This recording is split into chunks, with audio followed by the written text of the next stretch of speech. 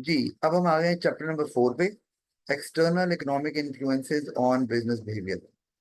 अब इसमें जितने भी इकोनॉमिक फैक्टर्स हैं उनको कंसिडर किया जाएगा और देखा जाएगा कि उनका इम्पैक्ट बिजनेस पे क्या होता है।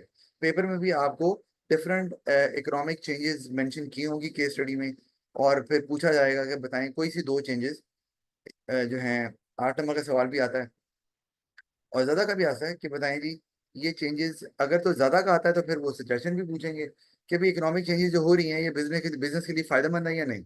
ओवरऑल आपको अपना ओपिनियन देना होगा।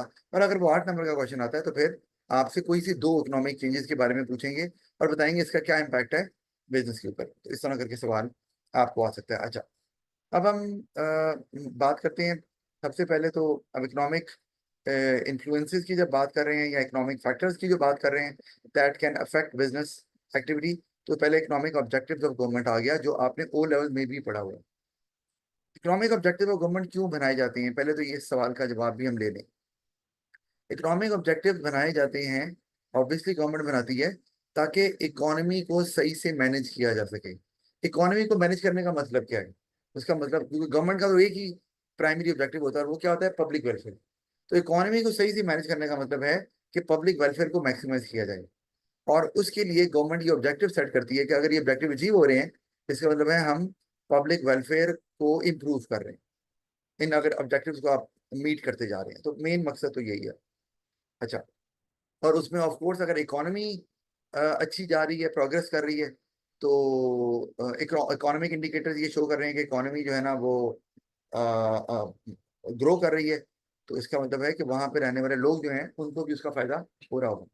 अब पहला इकोनॉमिक ऑब्जेक्टिव है इकोनॉमिक ग्रोथ, और ये हमने पढ़ा भी हुआ है, मैंने लिखा भी हुआ है कि percentage increase in total output of the country. और ऐसे आप वाकिफ हैं, फिर भी जल्दी से मैं जरूर कन्वे आपको करता जाऊं कि इकोनॉमिक ग्रोथ का मतलब है जब किसी मुल्क में आउटपुट में इजाफा हो रहा है। ये जरूरी है, आउटपुट में। इसका मतलब है कि अम, अगर किसी मुल्क के अंदर आउटपुट तो नहीं बढ़ रही लेकिन प्राइसेस बढ़ रही हैं और उसकी वजह से आउटपुट भी बढ़ रही है, तो हम उसको इकोनॉमिक ग्रोथ नहीं बोलते। क्योंकि इकोनॉमिक ग्रोथ का फायदा आपको क्या होता है कि now people have more goods and services available, they can satisfy their needs and wants. और वो चीजें जो पहले उनको अवेलेबल नहीं थी, नाउ दे आर अवेलेबल, क्योंकि आउटपुट बढ़ गई है लोगों की डिमांड पूरी करने के लिए। इकोनॉमिक ग्रोथ का तो ये होती है और उसका फायदा भी यही है। तो इकोनॉमिक ग्रोथ में आपने आउटपुट को देखना है कि आउटपुट बढ़ रही है या नहीं बढ़ रही है। अच्छा, क्योंकि आउट जो वैल्यू है, मैंने वैल्यू की बात नहीं की क्योंकि वैल्यू तो वैसे भी बढ़ सकती है। एक चीज, एक गाड़ी है जो कि नेट से 20 लाख की है, तो वही गाड़ी अब 40 लाख की हो गई। तो क्या आउटपुट बढ़ी है? नहीं, लेकिन वैल्यू बढ़ गई। वैल्यू ऑफ आउटपुट बढ़ गई है, तो आपने आउटपुट को देखना है कि वो बढ़ी कि नहीं बढ़ी। अगर तो वो बढ़ी है तो इसका मतलब इकोनॉमिक ग्रोथ है, और अगर नहीं बढ़ी तो इसका मतलब है कि इकोनॉमिक ग्रोथ नहीं हो रही, चाहे वैल्यू क्यों ना बढ़ जाए। 20 लाख की गाड़ी 40 लाख की हो गई है तो एक ही गाड़ी ना, तो कितने लोग इस्तेमाल करेंगे? करेगा तो एक ही इस्तेमाल। तो लिविंग स्टैंडर्ड में इजाफा नहीं हो रहा लोगों की, पब्लिक वेलफेयर जो है वो मैक्सिमाइज नहीं हो रहा। तो इकोनॉमिक ग्रोथ निकालते कैसे हैं कि आप ये देखते हैं कि एक कंट्री जो है वो जितनी आउटपुट पिछले साल बना रहा था, अगले साल क्या उसमें कोई इजाफा हुआ है? अगर तो इजाफा हो गया है, इसका मतलब इकोनॉमिक ग्रोथ हो रही है। अगेन, इजाफे से मुराद है आउटपुट की शक्ल में। इसको हम आगे भी चल के इस पे बात करेंगे। फिर हमारे पास लो प्राइस इन्फ्लेशन आ गया, और इसका मतलब क्या है कि आपकी कीमतें जो हैं उनमें इजाफा आहिस्ता आहिस्ता हो रहा है। मुल्क के अंदर जो प्रोडक्ट्स हैं जो लोग खरीदते हैं अपनी नीड्स और वांट्स को पूरा करने के लिए, उनकी कीमतों में बहुत स्लो इजाफा हो रहा है। और हमने ये भी ओ लेवल में आपने जाना है इसको कि प्राइस बहुत तेजी से अगर बढ़े, जिसको बोलते हैं हाई इन्फ्लेशन, तो वो अच्छी नहीं होती। क्यों? क्योंकि अगर कीमतें बहुत तेजी से बढ़ रही हैं तो लोगों की परचेजिंग पावर से बियॉन्ड चली जाती हैं, और फिर लोग वो चीजें खरीद ही नहीं पाते जो वो पहले खरीद पा रहे थे। इसका मतलब है लोग अपनी नीड्स और वांट्स को भी पूरा नहीं कर पाएंगे और लिविंग स्टैंडर्ड लो हो जाएगा। तो इन्फ्लेशन का, हाई इन्फ्लेशन तो नुकसानदेह है। और एक और टर्म इस्तेमाल होती है इसके अंदर जिसको हम बोलते हैं डीफ्लेशन।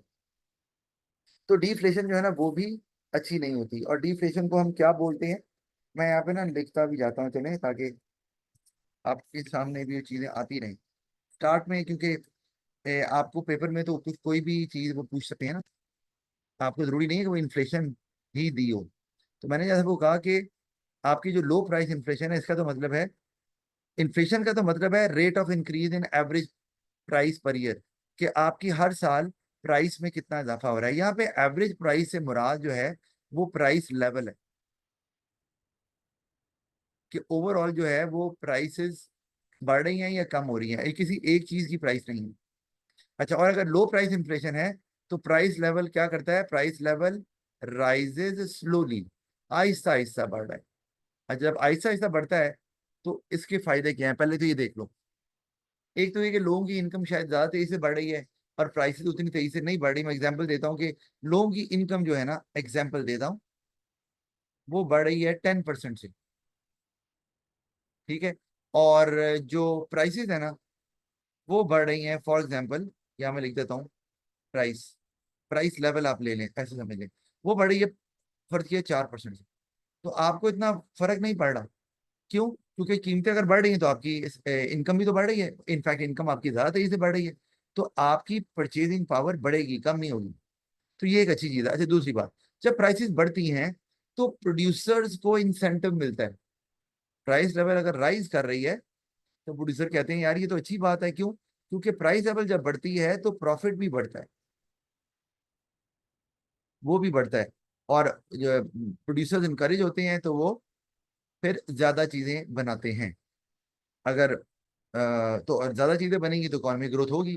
क्या होगा, प्रॉफिट बढ़ता है तो आउटपुट ऑटोमेटिकली ज्यादा हो जाएगी। और इसका मतलब है कि जब आउटपुट बढ़ेगी तो ज्यादा लोगों को प्रोडक्ट्स अवेलेबल होंगे, और आउटपुट बढ़ने से ऑफ कोर्स यहाँ मैं लिख देता हूँ कि more people are able to satisfy their wants, more people are able to satisfy their wants, able to satisfy their wants. और अगर ज्यादा लोग अपनी वांट्स को सेटिस्फाई करेंगे तो उससे क्या होगा, इस तरह आपने पॉइंट को डेवलप करना है, उससे लिविंग स्टैंडर्ड बढ़ जाएगा, लोगों का लिविंग स्टैंडर्ड बढ़ जाएगा। तो ये है लो प्राइस इन्फ्लेशन का फायदा, लिविंग स्टैंडर्ड बढ़ जाएगा। अच्छा, अब अगर हम हाई इन्फ्लेशन, तो मैंने आपको बता दिया कि वो अच्छी नहीं है, क्योंकि लोगों की जितनी, अब हाई इन्फ्लेशन में पता क्या होगा, कि अगर प्राइसेस जो है ना वो 4% नहीं, प्राइसेस 10% से बढ़ रही हैं और इनकम 5% से बढ़ रही है, तो आपकी इनकम बढ़ने के बावजूद आपकी परचेजिंग पावर नहीं बढ़ेगी, क्योंकि कीमतें उससे ज्यादा तेजी से बढ़ेंगी। तो आप पहले से भी कम चीजें खरीद पाएंगे, डिस्पाइट द फैक्ट कि आपकी इनकम बढ़ रही है।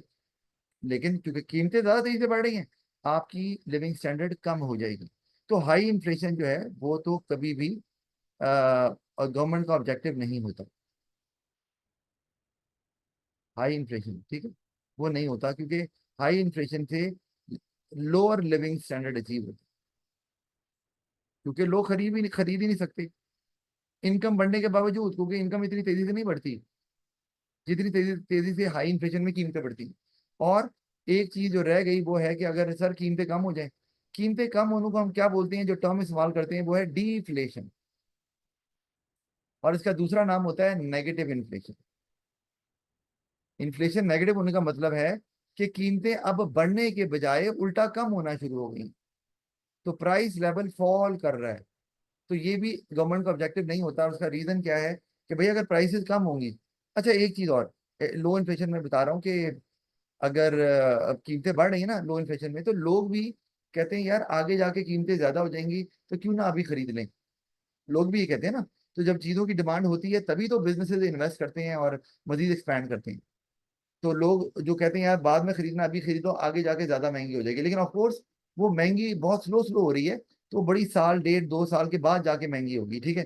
तो लोग अभी खरीद सकते हैं। अच्छा, लेकिन डीप हाई इन्फ्लेशन के अंदर ये होता है कि लोग अभी भी नहीं खरीद सकते, कीमतें इतनी ज्यादा तेजी से बढ़ती हैं हाई इन्फ्लेशन में कि लोग अभी भी नहीं खरीद सकते। तो वो, और बाद में तो खरीद ही नहीं सकते वैसे ही। तो उसमें फिर ना डिमांड बढ़ती है, ना प्रोड्यूसर जो है ना वो इनकरेज होते हैं ज्यादा बनाने के लिए। उन्हें पता है जब लोग ले ही नहीं रहे तो बनाने का फायदा। तो उससे ऑफ कोर्स फिर आपकी जो इकोनॉमिक ग्रोथ है वो रुक जाती है, और जो लिविंग स्टैंडर्ड है वो भी लो होगा, जारी बात है। जब आउटपुट रुकेगी तो लोगों की नौकरियां भी तो जाएंगी ना, क्योंकि आप बना नहीं रहे, क्योंकि लोग ले नहीं रहे।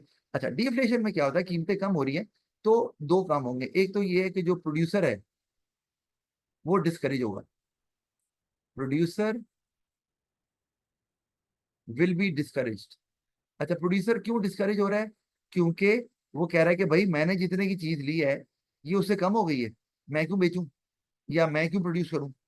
क्योंकि आप इमेजिन करो ना, एक प्रोड्यूसर है, उसने एक चीज ली है, फर्ज किया 100 रुपए की, ठीक है, और आगे बेचनी है, लेकिन पता चला कि डिफ्लेशन की वजह से अब वो चीज 100 रुपए की है ही नहीं, वो हो गई है 50 रुपए की।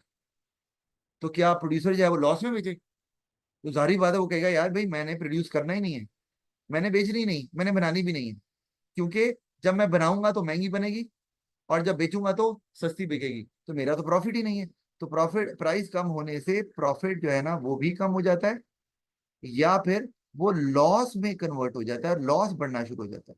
तो प्रोड्यूसर नहीं बनाते। दूसरी बात, अगर कीमतें कम हो रही हैं तो मैंने ये भी बताया था कि जो कंज्यूमर्स हैं वो अपनी स्पेंडिंग पोस्टपोन करते हैं। Postponement, postponement of spending.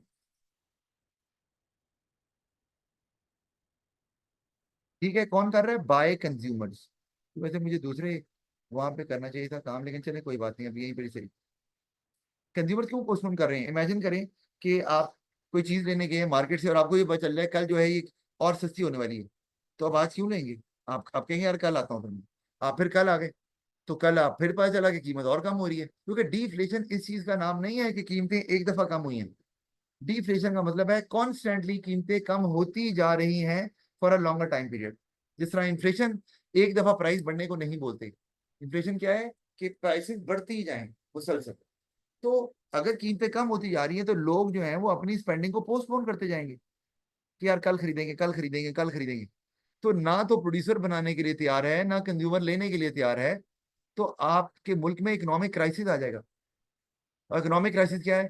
कि इन्वेस्टमेंट कोई करने के लिए तैयार नहीं है, एम्प्लॉयमेंट आपको मिल नहीं रही, आउटपुट बन नहीं रही, तो ये तो मैस हो जाएगा। तो डिफ्लेशन जो है ये एक बहुत अलार्मिंग सिचुएशन होती है। और ये तब होती है डिफ्लेशन, ये गवर्नमेंट कभी भी नहीं चाहती, लेकिन अगर हो जाए इसका मतलब है कि अब गवर्नमेंट के हाथ से बात निकल गई है और एक जो मुल्क है वो इकोनॉमिक क्राइसिस में जाने लगा है, जहां पर आपको जरूरत पड़ेगी हेल्प की। और वो हेल्प क्या है? वही कर्जा, लोन शोन लेना पड़ेगा आपको, क्योंकि आपके मुल्क में तो कुछ बन ही नहीं रहा। तो बन ही नहीं रहा तो फिर पैसे भी नहीं जनरेट हो रहे, ना आपको डॉलर्स आ रहे हैं क्योंकि आप एक्सपोर्ट भी नहीं कर रहे, ना आप प्रोड्यूस कर रहे हैं। तो ना गवर्नमेंट के पास टैक्सेस आ रहे हैं, क्योंकि गवर्नमेंट का जो मेजर सोर्स ऑफ रेवेन्यू होता है वो टैक्सेस होते हैं। तो जब प्रोड्यूस कुछ नहीं हो रहा, लोग खरीद कुछ नहीं रहे, लोग नौकरियां पे नहीं लगे, नौकरियों पे नहीं लगे हुए, तो अपनी इनकम में से टैक्स भी नहीं दे रहे, तो गवर्नमेंट के पास पैसा कहाँ से आएगा? नहीं आएगा। लेकिन गवर्नमेंट ने मुल्क तो चलाना है, तो गवर्नमेंट फिर लोन लेगी। और यही वो प्रॉब्लम है कि जब एक दफा कोई मुल्क कर्जे में डूब जाए या कर्जा लेना शुरू कर दे तो उसे निकलना बहुत मुश्किल है। और फिर उस गवर्नमेंट या कंट्री का फ्रीडम चला जाता है, फिर वो अपनी तरफ से डिसीजन नहीं ले सकता। फिर जो कर्जा देने वाला, जैसे IMF है, वो जो कहता है वो करना पड़ता है, इधर टैक्स लगाओ, इधर लगाओ, इधर लगाओ, वही आपको करना पड़ जाता है जी। एक वक्त आएगा ना कंज्यूमर की नीड्स जो पूरी करेंगे उसके लिए वो सकते बाई करेंगे एक मैं वक्त आपको वही कह रहा हूँ। अच्छा, ये सवाल भी है कि क्या एक वक्त तो आएगा ना कंज्यूमर्स को नीड पूरी करनी? नहीं, कंज्यूमर्स बनना शुरू हो जाएंगे। नीड क्या पूरी करनी है? क्योंकि नीड पूरी करने के लिए कंज्यूमर्स को पैसा चाहिए। पैसा तो होगा ही नहीं, क्यों? एक तो ये कंज्यूमर्स ने चीजें ली नहीं, वो पोस्टपोन करते गए। जब वो पोस्टपोन करते गए तो उस वजह से प्रोड्यूसर्स ने क्या किया? प्रोडक्शन बंद कर दी, प्रोडक्शन छोड़ दी। तो वो जो कंज्यूमर पहले नौकरी पे लगे हुए थे उनकी नौकरी भी गई, तो उनका सोर्स ऑफ इनकम वो भी गया। तो अब वो चाहेंगे भी तो खरीद नहीं पाएंगे। और एक ही वे आउट है, वो है गवर्नमेंट को सपोर्ट करनी है, लेकिन गवर्नमेंट के पास खुद पैसा नहीं है। गवर्नमेंट कहाँ से अर्न करे? वो तो टैक्सेस से आता है। तो फिर लोन ही लेना पड़ जाएगा, जिसकी वजह से ये एक डिजास्टर हो जाएगा किसी भी इकोनॉमी का। अच्छा, तो मैंने बता दिया कि इसलिए लो प्राइस इन्फ्लेशन क्यों इंपॉर्टेंट है, कि कीमतें बढ़े लेकिन आहिस्ता आहिस्ता। ना तो कीमतें कम होनी चाहिए, ना ही कीमतें बहुत तेजी से बढ़नी चाहिए। तो यहां तक किसी का कोई सवाल है तो बताएं मुझे, जिसको नहीं समझ आया। कोई सवाल नहीं है? ओके, ऑलराइट, आगे चले जाते हैं फिर। अच्छा, आगे हमारे पास आ गया जी तीसरा जो ऑब्जेक्टिव नजर आ रहा है, वो है लो लेवल्स ऑफ अनएम्प्लॉयमेंट। ये भी अब लो लेवल का मतलब है कि ज्यादातर लोग नौकरियों पे लगे हों। अब इसका फायदा क्या है आपको? क्यों आप चाह रहे हैं कि, अच्छा मैं यहाँ पर ना, यहाँ पे लिख देता हूँ।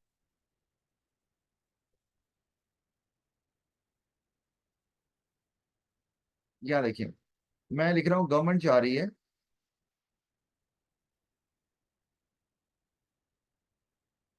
Low levels of unemployment.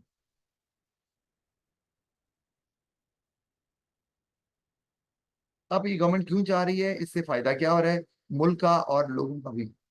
तो एक तो ये है कि जब अनएम्प्लॉयमेंट कम है, इसका मतलब है एम्प्लॉय ज्यादातर लोग एम्प्लॉयड हैं। यानी कि मैं ये बोल सकता हूँ कि हाई एम्प्लॉयमेंट है। अगर लो अनएम्प्लॉयमेंट है तो इसका मतलब हाई एम्प्लॉयमेंट है, लोग काम कर रहे हैं। और अगर हाई एम्प्लॉयमेंट है तो अर्निंग बढ़ रही है लोगों की। ठीक है, इनकम जनरेट हो रही है। Income is being generated by the people. Income is being generated by the people. अच्छा, जब इनकम जनरेट हो रही है तो इसका मतलब है कि गवर्नमेंट को उस पर टैक्स भी मिलेगा। तो गवर्नमेंट जो है उसमें से अमाउंट ऑफ टैक्स बढ़ेगी, जो गवर्नमेंट कलेक्ट कर रही है, अमाउंट ऑफ टैक्स बढ़ेगी। और जब टैक्स की अमाउंट ज्यादा कलेक्ट होगी तो गवर्नमेंट उसे क्या करेगी, इस्तेमाल करेगी पब्लिक वेलफेयर में। तो पब्लिक वेलफेयर भी बढ़ जाएगा। अच्छा, और पब्लिक वेलफेयर में क्या क्या चीजें आ सकती हैं, उसमें जारी बात है आपकी एजुकेशन हो गई, वो उसके लिए स्कूल खोल सकती है ताकि गरीब के बच्चे भी पढ़ें। हेल्थ केयर हो सकती है, आप उस पर खर्च कर सकते हैं ताकि हर एक को इलाज मिले और फ्री हो। उसके अलावा इंफ्रास्ट्रक्चर पे खर्च कर सकती है ताकि बिजनेसेस और फ्लरिश करें, ट्रांसपोर्टेशन आसान हो, माल को एक जगह से दूसरी जगह लेके जाना आसान हो। इससे मजीद जो है ना वो आपकी आउटपुट में इजाफा होगा, क्योंकि ज्यादा बिजनेसेस सेटअप करना चाहेंगे ऐसे कंट्री में जहां पर आपको रोड नेटवर्क बना हुआ है, ट्रांसपोर्टेशन का कोई प्रॉब्लम नहीं है। तो नहीं है, फिर इसके अलावा आप पावर जनरेशन प्रोजेक्ट्स पर भी खर्च कर सकते हैं ताकि बिजली वगैरह जो है ना वो आसानी से अवेलेबल हो, इंडस्ट्रीज को भी और कंज्यूमर्स को भी, ताकि वो अपनी जरूरियात पूरी कर सके वगैरह वगैरह। अब और भी चीजें हो सकती हैं। अनएम्प्लॉयमेंट बेनिफिट की कम जनरेट करेंगे। जी बिल्कुल। तो अब टैक्स ज्यादा आ रहा है और गवर्नमेंट को एक और फायदा होने वाला है कि चूंकि हाई एम्प्लॉयमेंट, तो अनएम्प्लॉयमेंट बेनिफिट भी कम हो जाएगा। ये अभी मुझे बताया एक बच्चे ने। अनएम्प्लॉयमेंट जो बेनिफिट है ये क्या होता है कि अगर कोई बंदा अनएम्प्लॉयड है तो गवर्नमेंट उसको पैसे देती है कि भाई आप अभी गुजारा नहीं कर पा रहे, हमसे पैसे लो। तो वो भी कम हो जाएगा। अच्छा, ये जो है ना अनएम्प्लॉयमेंट बेनिफिट, मैंने पहले भी बताया था, ये एक नॉन प्रोडक्टिव एक्सपेंडिचर है। यानी कि ये मुल्क के लिए बिल्कुल भी अच्छा नहीं होता। वजह क्या है, क्योंकि गवर्नमेंट पैसे दे रही है, बदले में कुछ नहीं बन रहा। नॉन प्रोडक्टिव एक्सपेंडिचर, तो ऐसा एक्सपेंडिचर जिसके बदले में कुछ ना बने, वो मुल्क के लिए नुकसानदेह है, इकोनॉमी के लिए नुकसानदेह है। तो आप किसी बंदे को पैसे दे रहे हैं कि वो रोटी खा ले या अपना रोज जो जरूरियात जिंदगी है वो पूरी कर ले, तो उससे कुछ वो प्रोड्यूस होकर के दे नहीं रहा आपको। तो ये पैसा सिर्फ लग रहा है लेकिन गवर्नमेंट को कुछ नहीं मिल रहा। तो अगर ये अनएम्प्लॉयमेंट बेनिफिट कम हो रहा है तो गवर्नमेंट इसको खर्च कर सकती है कहाँ पर,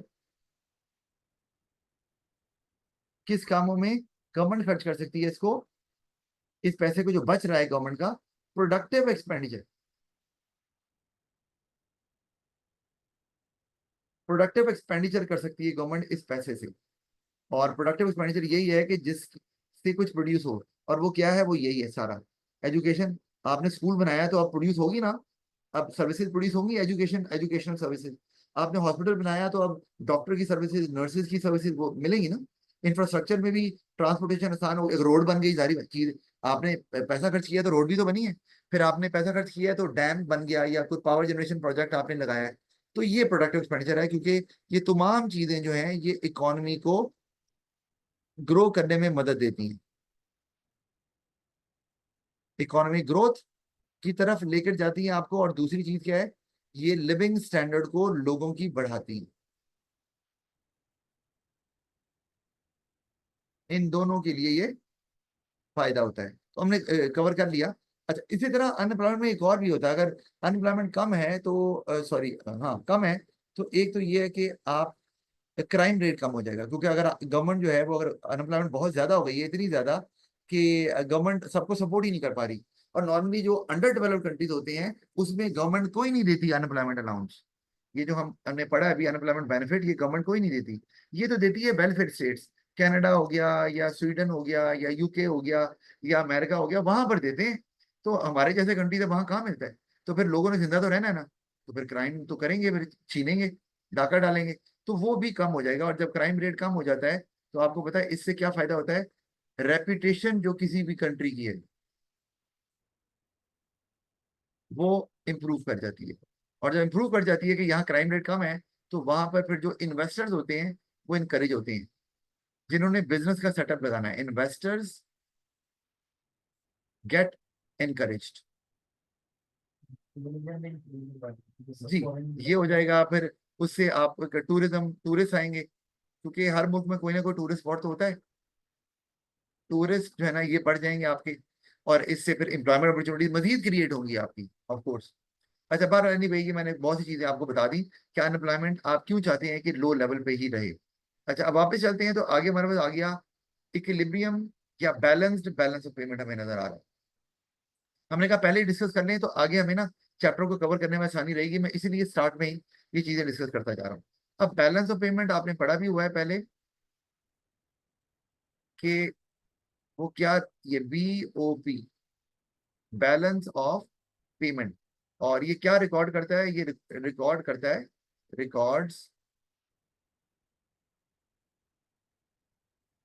total value of exports and total value of imports. Total value कि गवर्नमेंट कितनी एक्सपोर्ट कर रहा है, कितनी वैल्यू की, और कितनी इंपोर्ट कर रहा है। अच्छा, एक्सपोर्ट्स करने से पैसा मुल्क में आता है। इनफैक्ट पैसा मैं बोल रहा हूँ, पैसा तो ठीक है, इससे ज्यादा बड़ी चीज है आपके पास फॉरेन करेंसी आती है। यानी कि अगर एक्सपोर्ट्स बढ़ती है, मैं एक्सपोर्ट्स को ना एक्स से शो कर रहा हूँ, ठीक है, एक्स से शो किया भी जाता है इसको। अगर एक्सपोर्ट्स बढ़ रही हैं तो मुल्क में फॉरेन जो करेंसी है वो आएगी, या फॉरेन करेंसी रिजर्व्स आएंगे।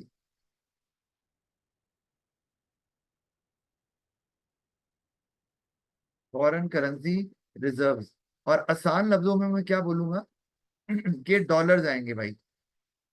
मतलब ये कि अगर आप कोई चीज एक्सपोर्ट करते हैं ना, तो जो दूसरे मुल्क के लोग हैं वो आपको डॉलर में पे करते हैं, क्योंकि डॉलर एक ऐसी करेंसी है जो इंटरनेशनल ट्रांजैक्शन में, इंटरनेशनल ट्रेड में इस्तेमाल होती है।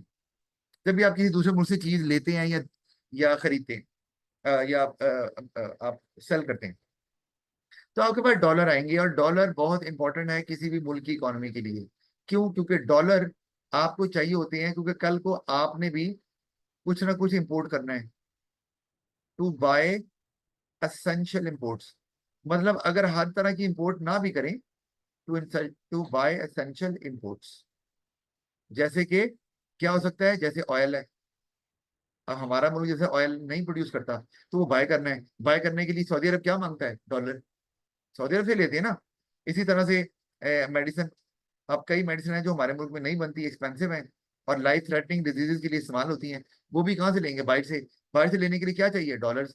तो इसका मतलब है एक्सपोर्ट्स का ज्यादा होना बढ़नी चाहिए, ताकि आपके पास डॉलर्स रहें। अच्छा, इसी तरह से अगर हम इंपोर्ट्स की बात कर लें, तो इंपोर्ट्स को ना M से शो किया जाता है। इंपोर्ट्स जो हैं वो आपकी बढ़नी नहीं चाहिए ज्यादा, यानी कि अगर वो इंपोर्ट्स जो आपकी बढ़ती हैं लट से, तो उल्टा होगा क्या, इंपोर्ट में, इंपोर्ट करने से क्या होता है, फॉरेन करेंसी इज कंज्यूम्ड,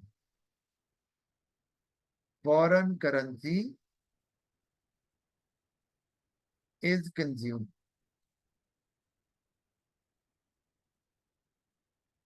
ठीक है, यानी कि आपके पास जो डॉलर के रिजर्व पड़े हुए हैं जो आपने कमाए हैं एक्सपोर्ट करके, वो जा रहे हैं। आप ऑयल की पेमेंट करने के लिए भेज दे रहे हो, मेडिसिन खरीदने के लिए दे रहे हो, या और दूसरी कोई कैपिटल इक्विपमेंट है, कैपिटल गुड्स वगैरह खरीदने के लिए आप उसको दे रहे हो। तो इसका मतलब है आपके रिजर्व तेजी से खत्म होना शुरू हो जाएंगे। अच्छा, रिजर्व कम हो रहे हैं, टेंशन नहीं है, लेकिन अगर वो कम होते जा रहे हैं, तो ऑफकोर्स एक मौका आएगा आपके रिजर्व जीरो हो जाएंगे। और अगर आपके रिजर्व जीरो हो गए, तो समझ लो आपका इकोनॉमी का पहिया जाम हो जाएगा। क्योंकि आपको पता है कि जैसे मैंने आपको अभी बताया कि अगर डॉलर नहीं है आपके पास, तो फिर आप वो चीजें जो आपका मुल्क नहीं बनाता, वो आप दूसरे मुल्कों से कैसे बाय करोगे, ऑयल कैसे खरीदोगे। और ऑयल तो हर इंडस्ट्री में इस्तेमाल होता है, आपके लिए प्रॉब्लम हो जाएगी, ट्रबलसम बात है ये। तो फिर मेडिसिन क्या करोगे उसका, कहाँ से लोगे। तो इंपोर्ट आप नहीं चाहते ज्यादा हो, लेकिन गवर्नमेंट ये चाहती है कि एक्सपोर्ट और इंपोर्ट में कोई ज्यादा डिफरेंस ना हो। एक्सपोर्ट और इंपोर्ट वैसे ऐसे होता नहीं है, लेकिन एक्सपोर्ट जो है ना वो इंपोर्ट के बराबर हो जाए।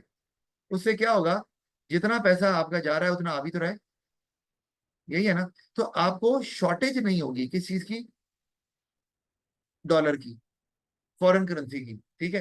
अच्छा, कईयों का ख्याल है कि सर अगर डॉलर ज्यादा आ जाए तो अच्छी बात नहीं है, यानी कि अगर मैं ये कहूँ सर, आप ये कह रहे हैं कि एक्सपोर्ट जो है ना वो ज्यादा हो जाए इम्पोर्ट से, ठीक है। ये अगर हम शॉर्ट रन में बात करें थोड़े अरसे के लिए तो ये समझ आती है कि आप जल्दी से डॉलर जमा कर लें, आपके पास आ जाए, लेकिन लॉन्ग टर्म के लिए शायद ये अच्छा नहीं होगा। बहरहाल इस पे मैं अभी बात नहीं करता, क्योंकि ये फिर हमें एक्सचेंज रेट की तरफ ले जाएगा। अभी हम एक्सचेंज रेट में चूंकि बात नहीं कर रहे, वो अभी नीचे आता है तो हम फिर उस पे नीचे अभी आ रहा है, ठीक है, चलो आ रहा है तो मैं बात कर ही लेता हूँ फिर, ताकि वो भी कवर हो जाएगा।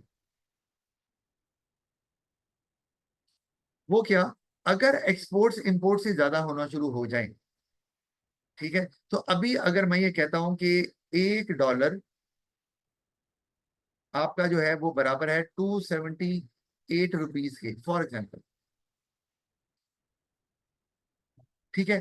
तो अगर अब आपकी एक्सपोर्ट्स बढ़ रही हैं, इसका मतलब है आपकी करेंसी की डिमांड हो रही है।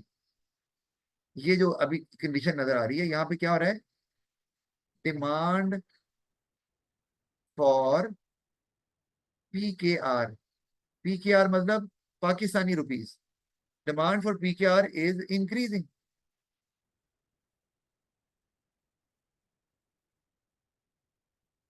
ठीक है जी। अच्छा, अब अगर ये होता है, आपको पता है जब भी किसी चीज की डिमांड बढ़ती है तो उसकी प्राइस बढ़ना शुरू हो जाती है, अंडरस्टूड है ना। कोई भी चीज ले लो आप, किसी चीज की डिमांड अगर ज्यादा हो जाएगी तो प्राइस ऑटोमेटिकली बढ़ना शुरू हो जाएगी। उसकी वजह क्या है कि लेने वाले ज्यादा होंगे और चीजें अवेलेबल कम होंगी, तो प्राइस तो बढ़ेगी। तो जो प्राइस पे करेगा उसको मिल जाएगी, जो नहीं पे, जो ज्यादा प्राइस नहीं पे कर सकता वो फिर वो छोड़ देगा, वो नहीं लेगा। इस तरह ही होता है।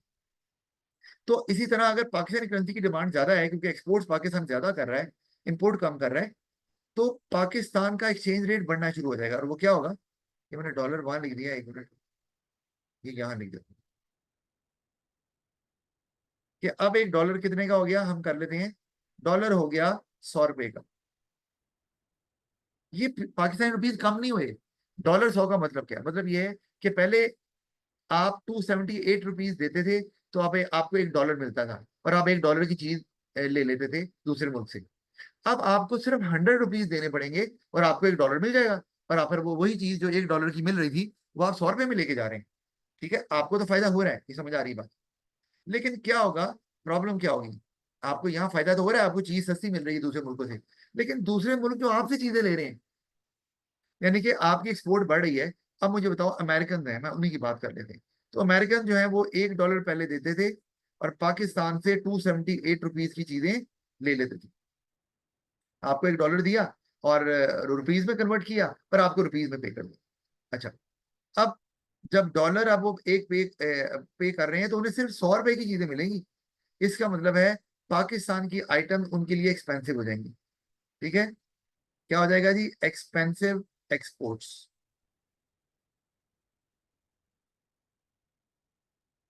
तो जब एक्सपेंसिव एक्सपोर्ट्स होंगी तो फिर वो क्या करेंगे, पाकिस्तान से चीजें लेना छोड़ देंगे, कहेंगे यार इंडिया से ले लेते हैं, बांग्लादेश से ले लेते हैं, ये तो महंगी हो गई, क्योंकि डिमांड बढ़ने से एक्सचेंज रेट ऊपर चला गया। तो आपका ये जो हमें नजर आ रहा है, exchange rate is great, export is greater than import, ये कम होना शुरू हो जाएगा, ठीक है। तो आपको फायदा नहीं होने वाला, आप आपकी जो एक्सपोर्ट्स हैं वो कम होना शुरू हो जाएंगी, सीधा सीधा। और आप दोबारा से, आपके पास अगर एक्सपोर्ट्स कम हो रही हैं तो आपके फॉरेन रिजर्व भी तेजी से कम होना शुरू हो जाएंगे। तो इसलिए ये भी अच्छा नहीं है। इसी तरह एक और आप चीज ले लें कि अगर फर्ज किया एक्सपोर्ट जो है वो कम है इंपोर्ट से, तो ये तो हमें समझ आती है कि अगर आपकी एक्सपोर्ट्स कम है, इसका मतलब है आपके पास फॉरेन करेंसी कम आ रही है दूसरे मुल्कों से, लेकिन इंपोर्ट ज्यादा का मतलब है आप फॉरेन करेंसी यूज ज्यादा कर रहे हो। तो इसका मतलब है आपके पास जितनी फॉरेन करेंसी है वो जल्दी ही ड्रेन आउट हो जाएगी अगर ऐसा चलता रहेगा। तो ना तो आपको अम, ये वाला, हाँ शॉर्ट टाइम पीरियड के लिए अगर आप ये कर रहे हैं ऐसा तो कोई इशू नहीं है, शॉर्ट टाइम पीरियड के लिए हो सकता है। लेकिन अगर ये परसिस्ट कर रहा है और ऐसा ही चल रहा है, तो ये दोनों ऑप्शन आपके लिए काबिल कबूल नहीं है किसी भी सूरत में। अच्छा, अब एक जो और चीज मैं इसमें बताता चलूँ आपको, यही ऑप्शन है। अब मैं अगर यही कहता हूँ ये एक्सपोर्ट इंपोर्ट से ज्यादा, मैंने कहा आपको फॉरेन रिजर्व ड्रेन आउट हो जाएंगे, लेकिन एक और काम भी होगा क्या, वो ये होगा कि आपकी जब एक्सपोर्ट्स कम हो गई इंपोर्ट से, तो आपकी करेंसी की डिमांड कम है, demand for your currency, demand for currency.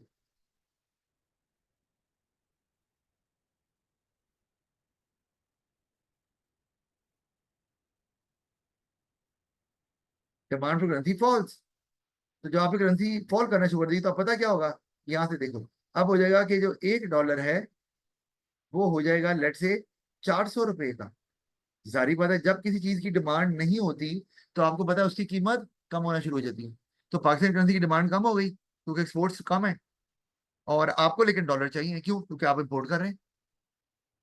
तो यहां पर क्या होगा कि आपके लिए अब वही $1 की चीज 400 की हो जाएगी।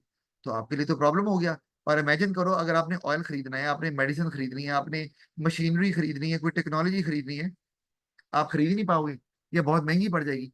तो इसीलिए आपको इश्यूज आएंगे। तो इसीलिए आप चाहते हैं कि export is equal to import हो। अगर ऐसा है, अगर एक्सपोर्ट इम्पोर्ट के बराबर है, तो इसमें एक टर्म मैं यहाँ पे इस्तेमाल कर रहा हूं, तो हम कहेंगे एक्सचेंज रेट स्टेबल है। एक्सचेंज रेट स्टेबल है, इज स्टेबल, फ्लक्चुएट नहीं कर रहा, और यही हर मुल्क के लिए अच्छा है।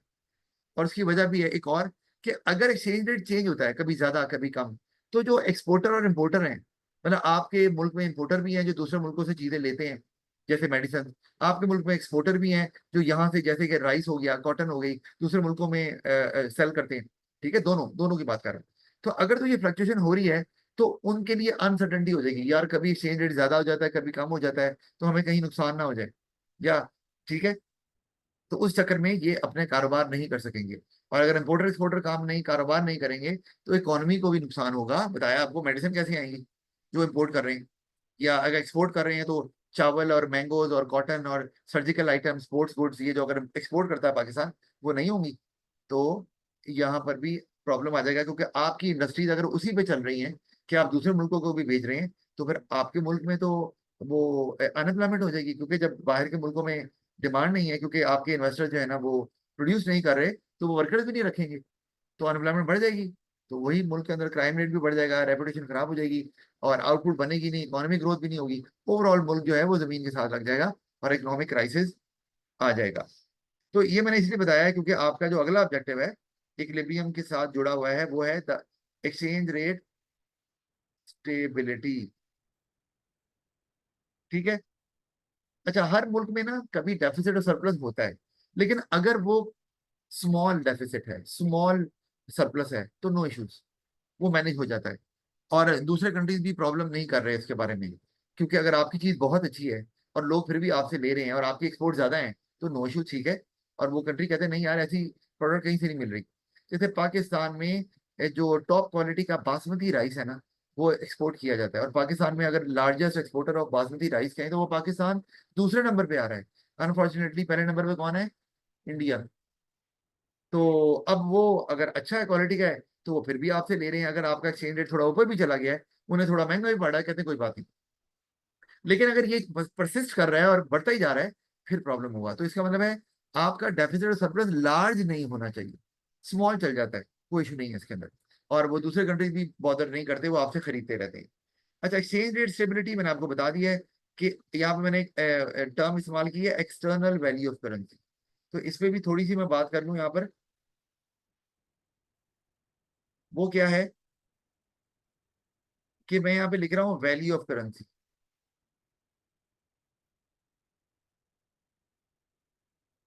Value of currency. अब इसमें आपने याद रखना है कि करेंसी की दो वैल्यूज हैं, एक है इंटरनल वैल्यू, इंटरनल वैल्यू, ठीक है, ऑफ करेंसी। अच्छा, इंटरनल वैल्यू को डोमेस्टिक वैल्यू ऑफ करेंसी भी बोलते हैं, मुल्क के अंदर। और एक होती है जी एक्सटर्नल वैल्यू ऑफ करेंसी।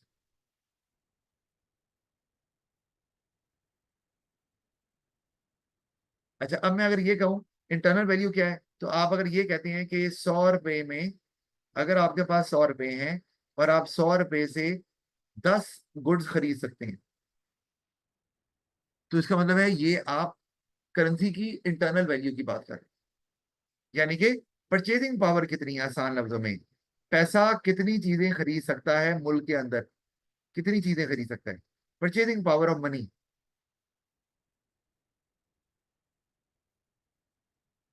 लेकिन जो एक्सटर्नल वैल्यू करेंसी है वो ये नहीं बताती। वो ये कहते हैं आप इसमें क्या करते हैं कि आप फॉरेन करेंसी कितनी खरीद सकते हैं, एक्सटर्नल वैल्यू के हाउ मच फॉरेन करेंसी